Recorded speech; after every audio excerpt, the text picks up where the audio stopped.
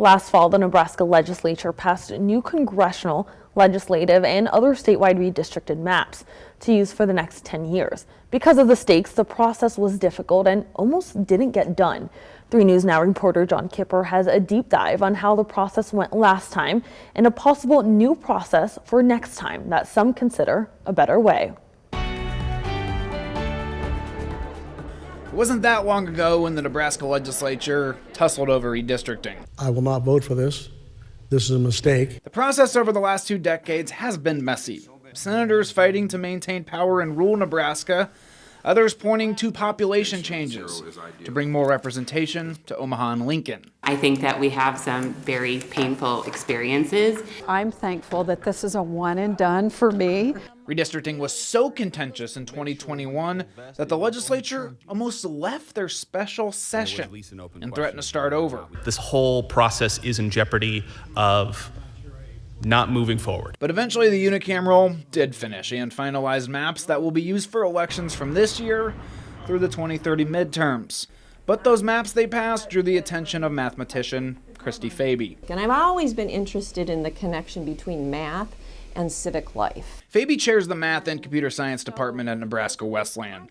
In going through a statistical analysis of the maps, she discovered a wide range of issues with them. For the legislative maps, she color-coded each district by how much each of them was over and underrepresented. The color-coded maps and the graphs give a holistic picture, so you really can see a pattern. What she found was the rural districts, which are considerably more Republican, had less state residents as a whole than the urban districts, which is where most of the state's Democrats live. That means voters in those rural Republican districts have more power per vote than voters in the cities that are more Democrat. The people who are proposing maps should be looking at Nebraska as a whole and not looking at how it's going to preference a district. Senators also redrew congressional maps, and you can see Nebraska's District 2 right here.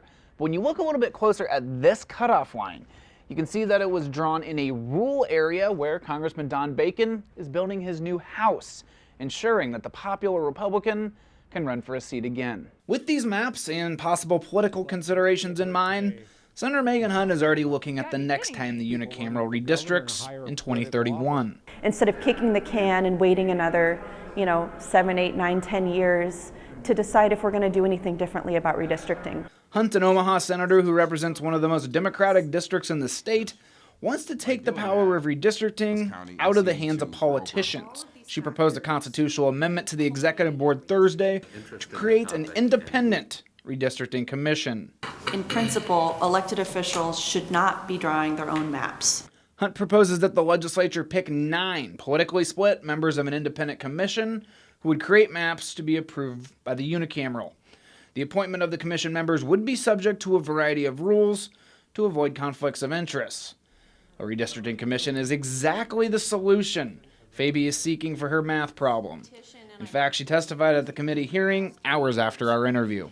I am speaking in support of LR 269CA. She believes it's better to have the map drawers represent the entire state than a few individual districts. They are less likely to have excessive bias towards a particular district. Senator Suzanne Geis sat on the redistricting committee last year, and it wasn't easy on her. There are just so many things. Despite stresses and frustrations, she doesn't want to see changes. I frankly like the way that it's done now. She, along with Speaker of the Legislature Mike Hilgers, who are both Republicans, worry about accountability. They can be reelected, they can be kicked out of office, and at least there's some accountability. During the process last year, Geis also says that her 48 colleagues were territorial with their own districts. And I think that's a positive, actually. She says the lawmakers essentially are experts on their own districts, have an intimate relationship with them, and that the body as a whole can make informed decisions on maps. They know the mood of that district,